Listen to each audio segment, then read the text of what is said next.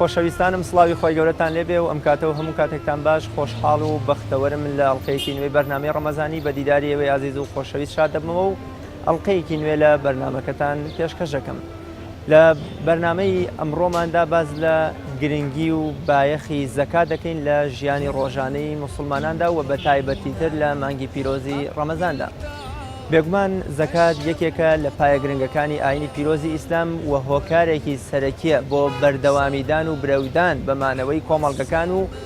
دروستکردنی پەیوەندیەکی خۆشەویستی کۆمەڵایەتی لە نێوان تاکەکاندا. هەروەها هۆکارێکی سەرەکیە بۆ نەهێشتنی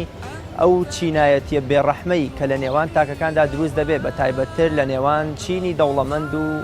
هەژارەکاندا. بۆیە خوای گەورە و پێغەمبەرەکەی صلی الله علیه وسلم هەمیشە بە فەرزەوە یا هانی مسلمانانیان داوەکەوە لەو بەروبووم و سەروەت و سامان و دەغڵودان و خواردنەی کە هەیانە ساڵانە بەشێکی تەرخان بکەن بۆ لاکردنەوە و ئاگاداربوون لە ڕەوشی هەژارانەی هەژارەکان. تەنانەت ئەگەر دەوڵەتی ئیسلامی لەسەر حکم و لەسەر کار بێ هیچ کاتێک قبول ناکەکەوە دەوڵەمەندەکان بە ئارەزوی خۆیان یا وەکو جۆرێ لە جۆرەکان وەکو منەتکردنێ بەسەر هەژارەکاندا زەکاتەکەیان بدەن بەڵکو دەبێتە ئەرکێک لەسەر دەوڵەمەندەکان. تەنانەت ئەوەتا ئیمامی ئەبوبەکر ڕەزا و ڕەحمەتی خوای لێبێت لە جەنگی هەڵگەڕاوەکانە دەفەرمێت سوێن بەخوا تەنانەت ئەگەر ئەو حەبلی حوشترەی کە کاتی خۆی حوشترەکەیان پێهێناوەتە خزمەتی پێغەمبەری خوا ئێستا ئەوەم لێ مەنع بکەن ئەوە من لەسەر ئەوەش شەڕیان لەسەرەکەم چونکە زەکات مافی ماڵە و پێویستە بدرێ بە هەژارەکان. ئێمە لەم بەرنامەیەدا لەگەڵ میوانەکەم زۆر بەڕێز مامۆستا عەفان شێخستیق سەرگەتی زانای ئاینی باز لە کاریگەری و چۆنیەتی وەرگرتن یا دابشکردنی زەکات دەکەین و پاداشت و گەورەی و خێر و چاکەی زەکات دەکەین لە کۆمەڵگەدا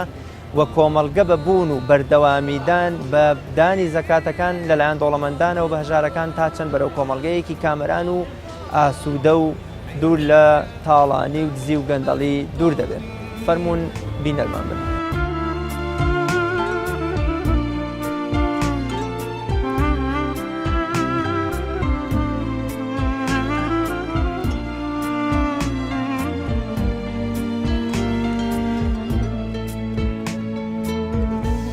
بەڵێ تۆ تا چەند خۆت لە ژیانی خۆتا لە پێناو دابینکردنی ژیانێکی خۆش بۆ خەڵکانێک کە پێویستیان بە ئێمە زەکاتت داوە و بە سەربەرزیشەوە خەم خۆم زەکاتم نییە بەس لەخوا بەزیابێ محتاجیش دیم ئەوەیشی کە زەکات بە حەقی خۆیەتی بیدا بە فەقیر و هەژار هیچ منەتێکی تیان نییە زەکات ماڵی خوایە وایوانیە کاکە ئەبێ بیدایتر ناتوانمەوە نەقسەتان لەگەڵ. بەڵێ زەکات تا چەند ئەو چینایەتیە ئەو جیاوازیە کە لە نێوان فەقیر و هەژارە هەیە نایهێڵێ و بە کۆڵێ تاکەکان هیچ نەبێت تا ڕادەیەک بەرەو یەکتر نزیک دەکاتەوە. زەکات ئەگەر ئەوەی کە پارەی لەلایە زەکات بێ بیا فەقیر کەمەمێنێ نامێنێ برا بژمێنێ جوزهاتەمێنێ تێگەی لە برا ئێستا ئێمە خزمێکمانەیە ئەوە تالیوە ناوی نابم بەخوا سەرەی بۆگرن بۆ زەکات لەخوا بەزیابێ یارمەتی خەڵکەدا لە هەفتەیەکە ئیتر کۆتایی زەکاتەکەی خۆیانێ هەموو کەسێ بە گوێرەی هەیوەکە ئیداتێ بێوەژن یاڵک هاوەکە 50,000 داتی خوا حافظ یەکیشی لە برا. بەڵێ کاتە زەکات ئەتوانێت ڕێژەی فەقیر و هەژارمان لە کۆمەلگا بۆ کەم بکاتەوە تەواوی ناکە بەس کەمێک کاتەوە برا. تۆ چۆن لە زەکات تێگەشتی ئەوەندەی کە لە خۆت لە خوێندنەوەەوە لە مامۆسانی ئاینیە و لە کۆمەلگەوە بیست بێتت چ تێ خوێندنەوەیکت بۆ زەکاتەیە؟ خۆی بەڕاستی زەکات شتێکی باشە و ئەگەر دەوڵەمەنەکان ئەوانەی کە زەکاتی شەرعیان ناکەوێتە لا دابەشیکەن بەسەر فەقیرەکانە ئەبێ فەقیر هەر هەیە لە کۆمەلگای هەر بووە بەڵام بۆ شکڵی ئێستا بۆ دەرەجەی ئێستا نابێت کە بچیتە هەر شوێنێک ئەم هەموو فەقیرە هەبێ ئەم هەموو کەسە داوا و لێ بکات. جا ئەگەر بەو شکڵە بێ بۆی کە دینی خوا بە شەرعی ئیسلام داوای ئەکات ئەگەر دابەش کرێ شتێکی زۆر باشە. بەڵێ کەواتە بەڕای تۆ زیادبوونی ئەم هەموو ڕێژەی هەژاری و فەقیری لە کۆمەلگا بەوەندی جوزێکی گەڕێتەوە بۆ ئەوە جوزێکی گەڕێتەوە بۆی کە دەوڵەمەنەکان کە زەکاتی شەرعی لەواتێ بۆ شکڵە دەرنەکەن کە خی گەورە ئەیەوێ کە لە دینی ئیسلاما باس کراوە. هۆکاری ئەو بۆ چێگەڕێتەوە کە دەوڵەمەنەکان لەگەڵەوەش ئەو هەموو پارەیانێ بەڵام هێشتا چروک و دەستنوقاون لە تێگەیشتنە لە دین ئایا ئەو نەتێگەیشتن ئایا ئەو ماڵی کە پێیان کردو ئەو ماڵی کە هەیەە ئایا بۆ ئەوەیە کە خۆی گەورە ئەیەوێت لە حرام زەکات چی دەرەکەی زۆر باش مامۆستافان دێمە لای جەنابێت لە حرام زەکاتی چی دەرەکەی ئەم قسەیە سەرنجی منی ڕاکێشە ئایا بۆ منە ڕاست دەکا پارەیەک ئەگەر تا ڕادێگەمە بڵێن دوو سەرمایەداریش بە حرام پارەکەیان پیا کردبێ لە پارەی حرام بۆ منە ئەم مرۆڤە ئەتوانێت زەکات دەرکات یەکەم پێغەمبەر صلی الله عليه وسلم دەفەرمێ إن الله تعالى طيب ولا يقبل إلا طيب خوای گەورە پاکە پاکن بێوەری ناکرێت کاتە پێغەمبەر صلی الله عليه وسلم ڕێنمونیان دەکا بۆی کەوا ئینسان لە تەمەنیە یا لە ژیان یا هەوڵ بدا بۆی کاسبێکی چاک بکە کاسبێکی پاک بکە چونکە پاک نەبێت دەرناچێت و پێغەمبەر صلی الله عليه وسلم لە چەند حەدیثە ئاماژە دەکا بۆی کەوا لە پاک نەبێ خواوەری ناگرێت چونکە خوای گەورە خۆی طیب پاکیش وەردەگرێت کاتە کۆکردنەوەی ماڵی حرام ئەگەر هەر هەمووشی ببەخشن نەک لی دەرکە مەسەڵەن تۆ زەکات بڵێن لە یەک لەسەر چلە لە ملیۆنەکە بسپێنی دەرە ئەگەر ملیۆنەکە هەر هەمووی دەرکا خوای گەورە هیچی لێوە ناگرێت بۆچی لێوە نەگرێت بە حرام پێی دەکرێت ئەو قسەی کاکە زۆر ڕاستە کابران بەس یەکێکی تر لە خاڵە گرنگەکان لەسەر مەسەلەی زەکات کە ئایا زەکات فەقیر دەهێڵێ یان ناهێڵ لە ئیسلامە زەکات بەم شێوەی نییە کە خەڵکیدا من وەکو ئەو برای ئاماژەی پێکرد خەڵک دەچێت سەرەگرێ هەویەی کێداتێ و شتێکێدات لە ئیسلامە زەکاتەوە نیە لە ئیسلامە بێ زەکات موەسسەسەی هەبێ بۆچی چونکە پێغەمبەر صلی الله علیه و وەکو سەرۆکی دەوڵەتێک خوای گەورە پێی فەرمێ خذ من ئەموالهم صدقة خذ من ئەموالهم یعنی چی یعنی دەبێ دەسەڵات بێت زەکاتی ئەو خەڵکە کۆکاتەوە کە زەکاتی خەڵکی کۆکردەوە تەقییمی کۆمەلگا دەکات لەم شاری سلێمانیە چەند کەس زەکات دەدا 100 کەس زەکات سەکاتی 100 کەسەکە چەند بڵێن هەمووی کۆی کەیتەوە بکاتە 50 دەفتەر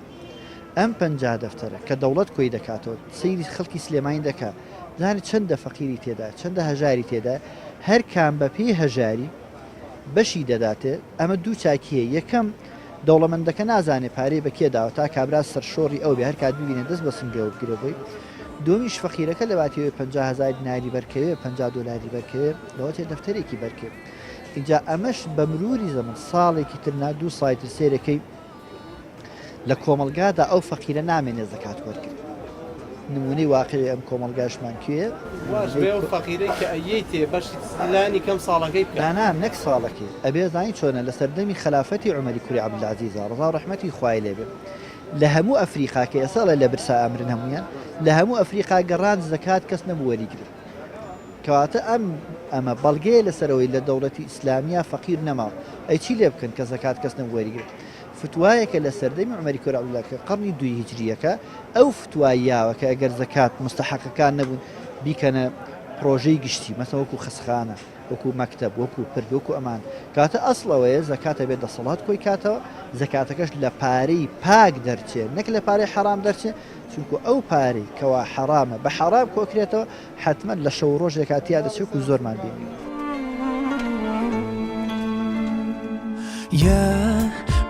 الهلال أقبل تعال فالشوق طال زەکات ئایا تا چەند دەتوانێت ئەو فەراغ و ناوکۆیەی کە لە نێوان هەژار دۆڵەمەە هەیە نەیهێڵێ و پڕی بکات بانەمەرە وەڵی خۆی زەکات واجبێکی شەرعیە لەسەر مسلمانی فەرزە بیا بەڵام ئەگەر بە شێوەیەکی ڕێکوبێک بدرێ و بدرێتە دەست کەسێکی دڵتە ئەمین کەسێکی بڵین دەستپاک لەو ماوەڕان فەقیر نامێنە لە یعنی لەو کەمە بێتەوە بۆ ڕادەی ئێستا نییە ئەگەر بە شێوەیەکی ڕێکوبێ خەڵک بیا زەکاتیسە منم دوکانەیە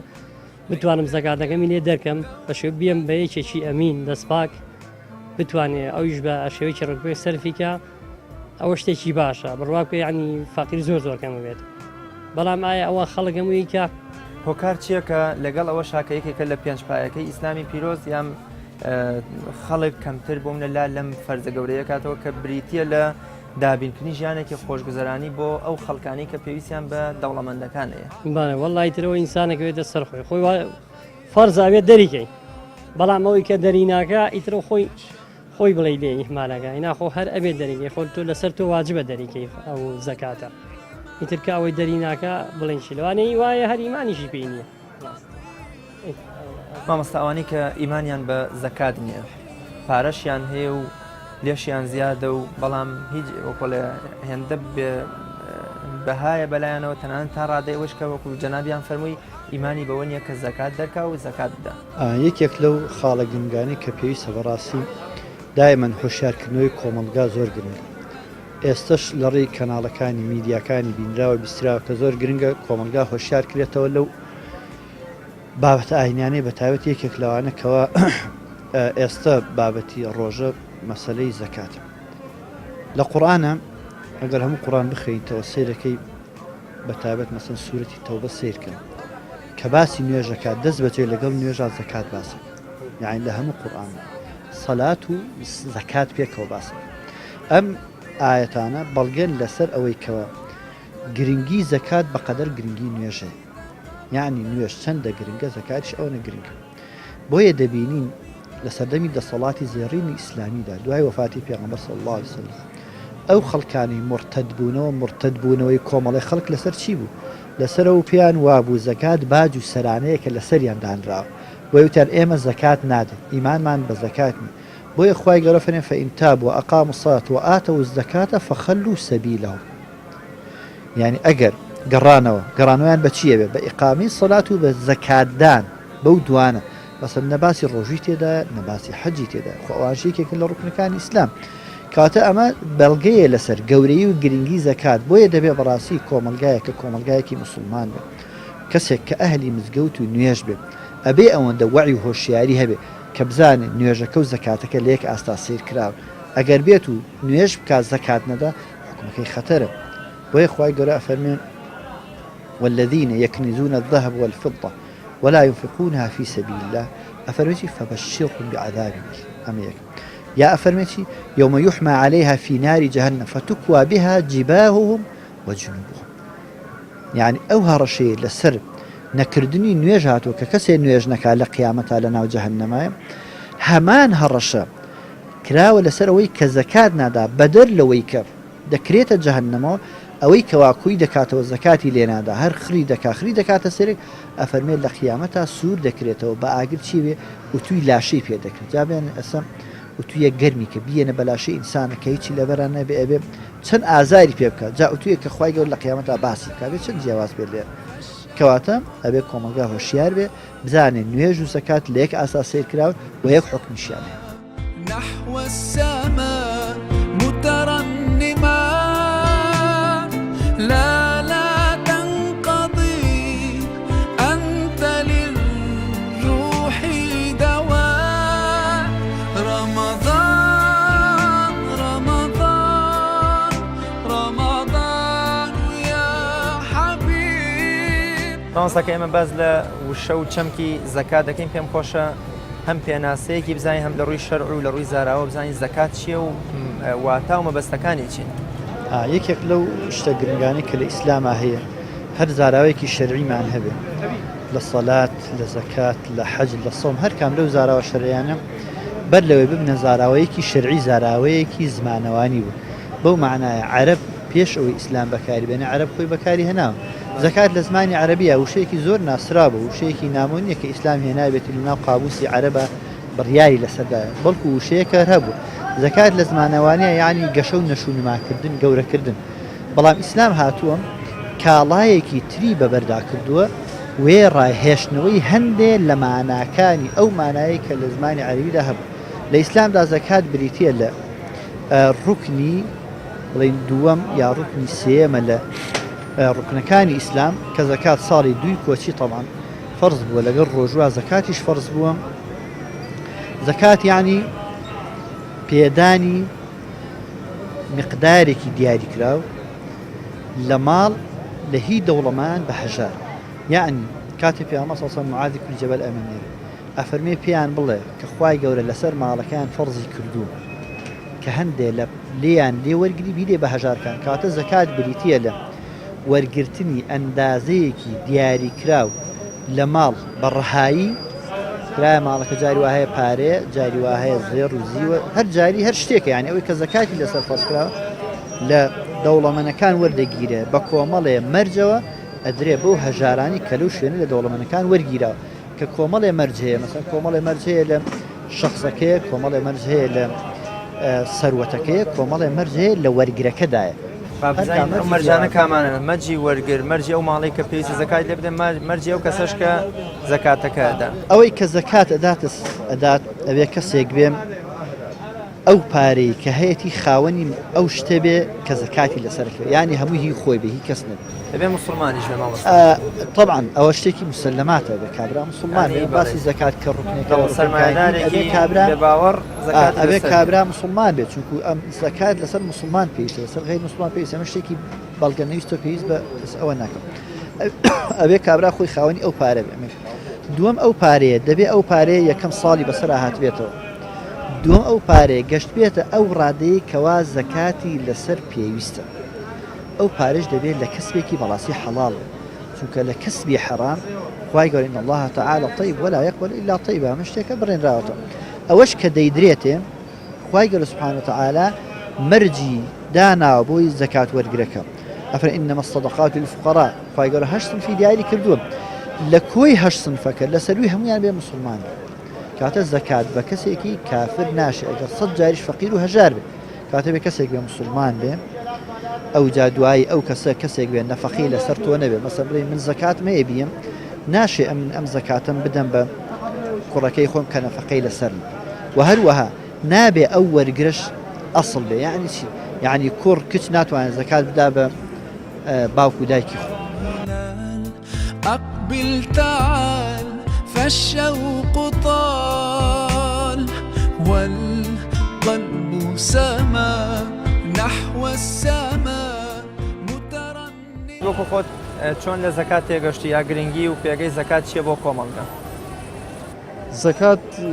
فەرزێکە خوا دایناوە لەسەر مسلمانان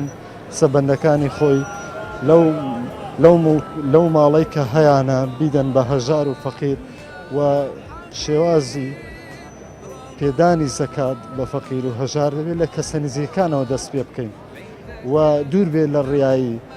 ئەگەر تەژیعی خەڵکی تر بکرێ بۆی ئەوانیش بە شێوەیەکی جوان زەکاتدەن ئەوە ڕێگە پێدراوە بەڵام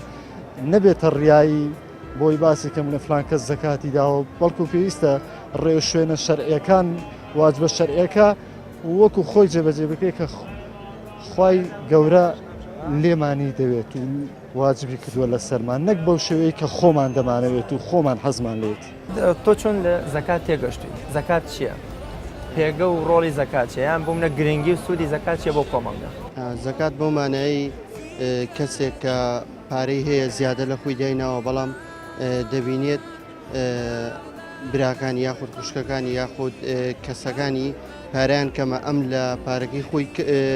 بەشێکدا ئەشکێنێت بۆ بەشی ئەوانەدا ئەمە زەکات لە سامان خۆی دەرەکرێت لە سامانی خۆی ئەگەر بێت و لەم ڕۆیە زەکات هەموو دەوڵەمەنەکان هەموو سەرمایه‌دارەکان زەکات دەرگەنەوە بە بڕۆی من هیچ کەسێکی فەقیرحاڵ نامێنێت لە وڵاتەیە تۆ پێ وایە زۆربوونی ڕێژەی هەژاری و هەژارەکان لە کۆمەگا پەیوەندی بەوەیە کە دەوڵەمەندەکان دەرگای نەدانی زەکاتەوە هەیە لەلایەن دەوڵەمەندەکان ئەگەر زەکات بەو شێوەی کە دیاری کراوە بەو ڕێژەی کە دیاری کراوە دابش بکرێت بەسەر هەژارەکان تۆ پێ وایە کە هەژاری کەمە بێتەوە هەر بن بڕێژە بێ بە دڵنیاییەوە چونکە ئەوە هەر لە حەدیث پێغەمبەری خۆی صلی الله علیه و سلم هاتووە کە کاتێکە دەوڵەمەندەکان زەکات بدەن بە هەژارەکان و کاتە یەکسانە بنەوە زۆر باشە تا چەند پێویستە دەوڵەمەندەکان بە چاوی بەزەی و ڕەحمەوە سەیری هەژارەکان بکەن یا پێیان وابێ ئەوانیش سەردەمێکە بوون بە شاگردێتی دوکانێک بە کرێکاریکردنی یا بە جۆرە لە جۆرەکان گەشتونێتە ئەو پلەپایە و پێویستە ئەوانیش ئاور لەو سەردەمەی خۆیان بدەنەوە کە ئێستا هەژارێکی تری تێدایە پێویستە چونکە هیچ کەسێک لە خۆیەوە دەوڵەمەند نەبووە وەکو کوردواتەنیاڵێ کەس لە خۆیەوە نابێ بە کوڕێ بۆیە پێویستە هەمووان بە چای بەزەیی سەیری یەکترکەین بۆی خۆی گەورەش بە چای بەزەی سەیری هەمووان کرد زۆر باشە ماڵ سافەن وەگەزانین من 100 ساڵ نوێژ و عیبادەت بکەم لەوە چێ نەبمە خۆشەویستی ئەم برا بەڕێزە فەرمودەشمانەیە کە خی گەورە مەلایکە دەنێرە بۆ کاولکردنی ئاواییەک بەڵام مەلایکە دەچێتەوە دەڵێ خخوای عابی دەگەی 7 ساڵ عیبادەت دەکڵێ لی گەڕێ لە پێش ئەو دەست پێ بکە لەبەری کە ئەمر بە چاکە و نەهی لە خراپەی نەبووە من مەبەستمەوەیە زەکات کە دروستکردنی پەیوەندیەکە لە نێوان هەژار و دەوڵەمەندەکان تا چەند محبەت و خۆشەویستی و سۆز و بەزەیی لە نێوان ئەم دوو چینەدا دروزەکە یا ئەچێنێ ئەو خاڵەکە گرنگە ئەفەرمێت تەهاد و تەحاب ئەگەر نەک زەکات بەڵکو هەدیەک لێ بە کەسێک خۆشەویستیەک دروستە بێ محەبەتێک دروستە بێ خوای گەورە ئەفەرمێن کە باسی هەژار و دەوڵەمەندەکە ئەفەرمێ لکەی لا یەکونە دوولەتەن بەینە الئەغنیاء منکم کەوا کەسێ زەکاتێک کەدا بە هەژارێک لێ وەردەگرێ ئەم زەکاتە دەدرێ بۆ ئەوەی کەوا پارە خڕ نەبێتەوە لە دەستی یەک کەس و لە دەستی یەک تاخمی چینە یەکێک لە هۆکارەکانی دروستبوونی تەبەقایەتی و چینایەتی لەناو کۆمەلگادا ئەمەیە کەوا کۆمەڵێک خۆیان بەرزتر لە خەڵک دەزان نایەن ناو خەڵک کەرۆک و تەعاملی کۆمەڵایەتی و ڕۆژانە ئەمە چینایەتی تریش دروستە بێت لە ڕێچەوە لە ڕێ ئەوەیە کەوا کەسێک دەستی بەسەر سەرۆت و سامانی وڵاتێکدا دەگرێت دەستی بەسەر سەرۆت و سامانی شارێکدا دەگرێت هیچ دەستی تی ناسێت کەوا ئاور لە هەژارێک باتەوە لە بەرەوەی هەژارەکان دائیمەن بیر لەوە دەکاتەوە ئینتیقام و تۆڵەیەک بزێنێت چونکو پێی وایە ئەو پارەی ئەو کۆی کردەوە بەڕەنجەشانی ئەم کۆکراوەتە چۆتە ژێر دەستیەوە لە بەرەوەی دائیمەن بیرەکاتەوە چۆن تۆڵی لێ بسەرێتەوە بەڵام ئەگەر بێت و ئەو دەوڵەمەندە ئاورێک لە هەژارەکە باتەوە ئەو حەقی کە خوای گەورە بڕیاری داوە لەسەری بیداتە هەژارەکە هیچ کات هەژارەکە بیر لەوە ناکاتەوە حەزەکە پارەکەی زیاتر بۆچی زیاتر بێت چونکو ئەم تەسەڕوری وایە کابرای هەژار تەسەوری وایە هەتا ئەو پارەی زیاتر بێ زەکاتی زیاتری لێ دەرەکە کاتە ئەم بەبێ ئەوەی عارق بە بێ مانوو بێ پارەیەکی دەسەکەوە لەبەرەوەی هیچ کات بیر ناکاتەوەی دژی ئەو بوەستێتەوە یا غەیبەتی بکە یا زەفەرێکی بێبەرە بۆی تۆڵەیەکی لێ بکاتەوە بەڵکۆم کات دوعاکە پارەکەی و زۆر بێت چونکەم بە خۆڕایەکی ڕێدەست زەکات کە ئیسلامی پیرۆز دیاری کردووە بۆ دروستکردنی پەیوەندی لەناو هەژار و دەوڵەمەندەکانە تا چەند توانێ ئەم خراپەکاری و تاوانانە کەم بکاتەوە خۆی زەکات لە ئیسلامە دیاری کراوە بۆی کە ئەو کەسانی کە هەژارن یا دەستکورتن یا توانای ئەوانە کە کار بکەن زەکاتان راوە بۆ کەسە هەژارانە یا ئەو کەسانی کە قەرزدارن بەڵام بە هەندێک کەس ناشێت کە زەکاتی پێ بدرێت ئەو کەسانش ئەوەیە کە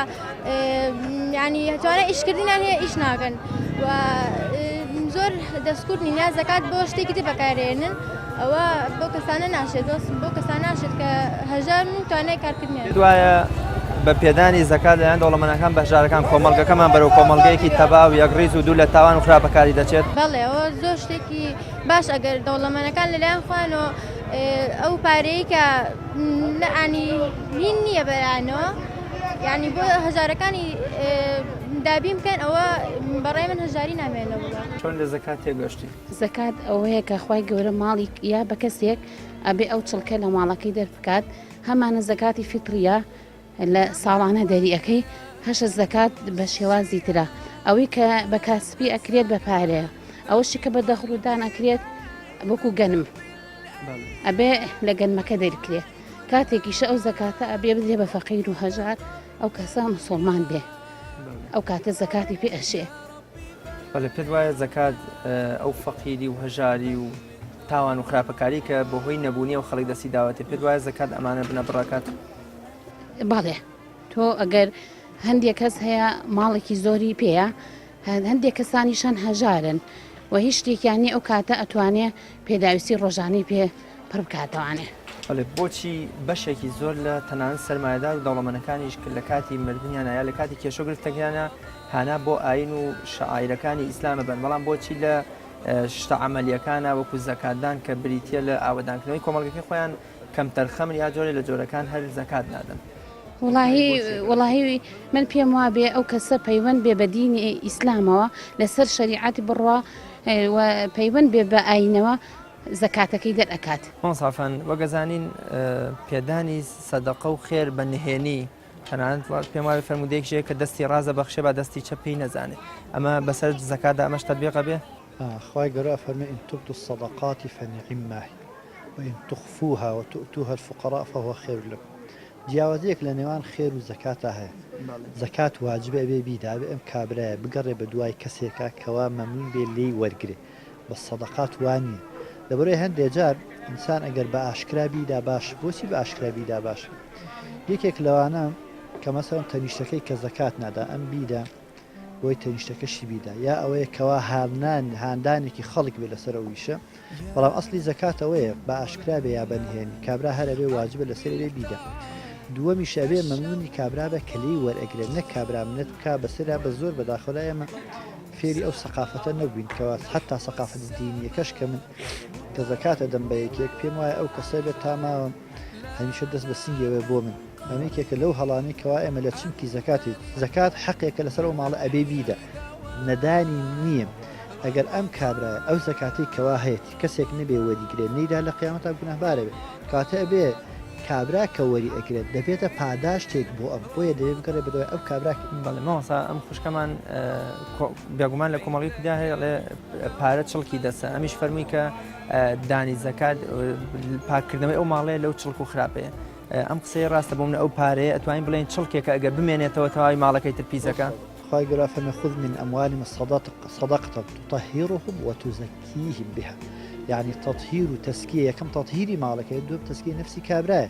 مالك باكاتو لو تشوفوا سفلي كواهي وهروها نفسي كابراش باكاتو لكومل مواصفات خراب كلنا ونخي إنسان بله ما مثلا أم خوش كبر إذا بس لو كذا أجا كارو كسابت بلا فارع أجا دخلودان ببون منا فيهم خوش بپرسم لچش تيك زكاة دركله إما چەند شتێکمان هەیە یەکەم ئەوەی زەکات لێ دەرەکرێ مثلا پارە و زێر و زێوەرە من زەکات لێ دەرەکرێت دوای هەندێک شتەیە پێوترێ ئەموالی تیجاری سامانی بازرگان مەسەلەن ئەم دوکان ئەم کاکە ئەم دوکانە هەیە ئەم شتومەکەی لەم دوکانە هەیە لە داهاتی لەم شتومەکەی کە هەیە دێت هەموو سەری ساڵە ئەم شتومەکەی دەقەبڵێنە چەنەکە ئەوجا ئەوەی کەوا قەرزارە لی دەردەکات دوای ئەوەی دەمێنێتەوە ئەبێت چلیەکی زەکاتی ئەوشتاردا کاتە زەکات هەر ئەوە نییە لە بەس لە پارە یا بەس لە زێر و زیور بەڵکو هەموو شتێک پێوترێ سامانی بازرگانی ئایا دوکان ئایا ماڕەزی بڵێن سیارە بێ ئایا عقارات بێ هەرچیە بێ مادام شتێک بازرگانی پێوە بکرێت ئاڵوگۆڕی پێوە بکرێت ئەبێ زەکاتی لێ بدرێت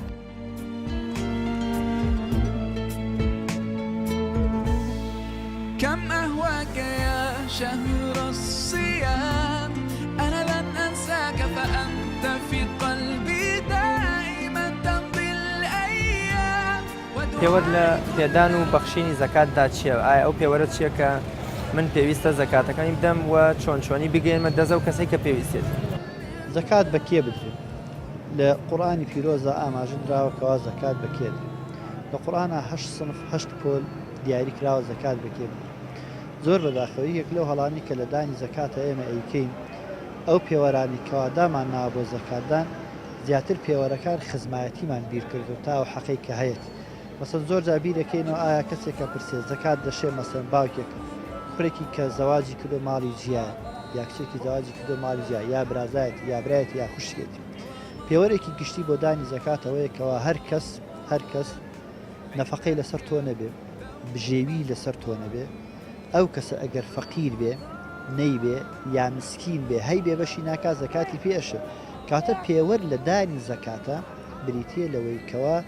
کابرا ئەو شەرطانی تیاوێت کە فقه بڕیاری لەسەرداوە ئەمە یەکەم دووەم ئەگەر تۆ کەسێکت هەبێ نزیکی تۆ بێ ئەو شەرطانی تیاوێت کە لە زەکاتە هەیە ئەو دووجار خێر دەکات یەکەم ئەجری قەرابەیەکەوە گەیان تۆ دوم ئەجری زەکاتەکە بەس نەک بیر تەنها لەوە بکەیتەوە ئەم زەکاتە لە چوارچەوەی بازنەیەکی خۆتا دەرنەچێ نەدرێ بە هەژارێک یا بەدەدارێک ئەمە خاڵێکی تر کە گرنگە لە مەسەلەی زەکاتە ئەویش ئەوەیە ئایا ئێمە زەکاتەکەمان لەکوێ بدەین لە حەدیثی معاذی کوڕی جەبەل کە پێغەمبەر صلی الله علیه وسلم دەینێرێ بۆ یەمەن ئەفەرمێ لە سەروەتمەندەکانیان پارە وەرگرە بیدەرەوە بە هەژارەکانی کاتە لێرەدا عولەما دەفەرمون بەپێی ئەم حەدیثە کە پێغەمبەر صلی الله علیه وسلم فەرمێن لە دەوڵەمەندەکانی وەرگرە بیدەرەوە بە هەژارەکانی لە بازنەیەکایەکەوە ئەم بازنەیە لەو شوێنە هەتا فەقیرە بێ هەتا مستحقە بێ نابێت زەکات بگوازیتەوە بۆ شوێنێکی تر مەسەڵەن بۆ نمونە لەو گەڕەکەی منی تایە چەند فەقیرێکی تایە مستحقی زەکاتن بەس خزمێکمەیە دوورترە لە شارێکی دەرەوەی یعنی ناکرێ من ئەم چاوپۆشی لەم فەقیران بکەم یا لە ئاستی ئەم فەقیران چاوبوون و قێنم بیدەم بەکێ بیدەم بەوەی کەوا کەسێکە لە دەرەوەی شار بەس لە بەرەوەی خزم کاتە پێوەرەکان پێوەرێکی شەرعی ئینسان لە دانی زەکاتە کە بیێ ئەجرێکی قیامەتی دەستکێ با پێوەرە شەرعیەکان ڕەچاوکار نەک ئەو پێوەرێکەوە ئەو پێخۆشە و بەدڵێتی زۆر باشە مامەسا تا ئێستا کەمتر باز لە پاداشتی زەکات و بەخشینی زەکات کراوە ینی بۆ کەمتر باز لەوە خێرەکراوە کە بەوەی پێدانی زەکاتەوە چنگ خاوەنەکەی دەکەم پێم خۆش بزانم پاداشت و چاکە و خێری زەکاتدان چییە و چەندە خی گەورە سبحانه وتعالى لە چەند ئاەتێکە ئاماژەی پێکردەوە پێغەمبەر صلی الله عليه وسلم لە چەند ئاەتێکە حەدیثەکە عفو ئاماژەی پێکردوم پوختەی ئەجرەکە ئەمەیە لە قورئانە ئەفەرمێ هەر کەس 1 دینار بە خێر بکە یەکودە تا 1,700 خی گەورە پاداش دەداتەوە بەڵام خاڵی گرنگ لە وەرگرتنی پاداشتەکەیان ئەمەیە نیەتی ئەم کابرایە دافعی ئەم کابرایە لە دانی زەکاتەکە چییە؟ ئایا ئەم زەکاتە بۆ ئەدا ئەم خێرە بۆ ئەکە ئەگەر لەبەر ئەوەی بێکەوە بە ئیمانی قیامەت چاوەڕێی احتیساب و پاداشە بکە یەک بەدە تا 1,700 و زیاتر خی گەورە پاداش دەداتەوە پێغەمبەر صلی الله عليه وسلم فەرمی هەر کەس 1 لەتە خورما لەتە خورمای وشک نەک خورمات بکا بەخێر لە ماڵێکی پاک چونکو خی گەورە پاک نەبەوەری ناگرێت ئەفەرمێ خی گەورە گەورەی دەکا تا بە ئەندازەی کێوێکی لێ دەکات لێتۆ وەرەگەر لە تێخورما بزانە بەهای چێ لە تێخورما بەهای نییە ینی بەڕاست بەس تۆ ئەگەر بتوانی لە ڕۆژێکا 1 مشت خورما بکەی بەخێر مشتێ بکەی بەخێر خی گەورە بە هەر لە تێکی کێوێک خێر بۆ نووسی ئەگەر بە مشتەکە بێت چۆن نووسی کاتە هەر عملێکی ساڵح هەر عیبادەتێک هەر بەندایەتێک ئینسان بیکە بەڵام پاڵمەر و دافعەکەی قیامەت و ئیمان بەخوا بێ هیچ کردەوەیەک بەبێ پاداش نییە پاداشتەکەش وەکوتم لە قورئانە 1 تا 1,700 و لە پێغەمبەر صلی الله عليه وسلم فەرمێ لە تەخورمای خی گەورەی کاتە ئەندازەی کێوێت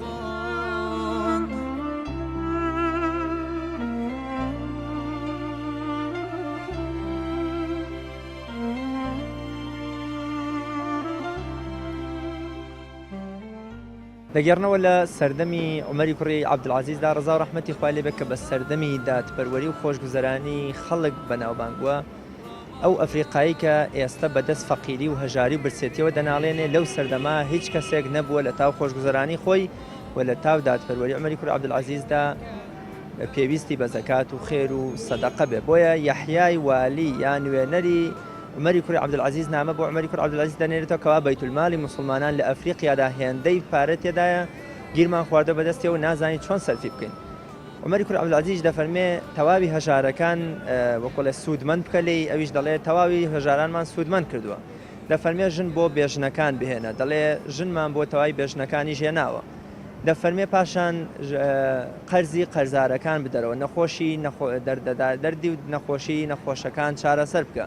تەنانەت بەو شێوەیەش پێی دەفەرمێ بڕۆ جادەکان و پردەکان و نەخۆشخانە و شوێن و فێرگەی قوتابخانەکانیش ئاوەدانکەنەوە و زیاتر برەو بە ئاوەدانی بدەن لە پارەی زەیتولماڵ تەنانەت یەحیای نوێنەر و والی عومەری کوڕی عەبدولعەزیزیش دەفەرمێ لە بەسەر تەواوی ئەمانەشدا هێشتا بەیتولماڵ پڕ لە پارە و پڕ لە خۆشگوزەرانی بوو لە بەرنامەی ئەمجاری ڕەمەزانیشدا هاتینە کۆتایی بەرنامەکە تا بەیگەشتنەوەکی تر بەخوای گەورە مێربانتان ئەسپێرم هەر شاد و سەرکەوتومن تاعات و عیبادەتتان قبول و وەرگیرا بێ خواتان لەگەڵ والقلب سما نحو السماء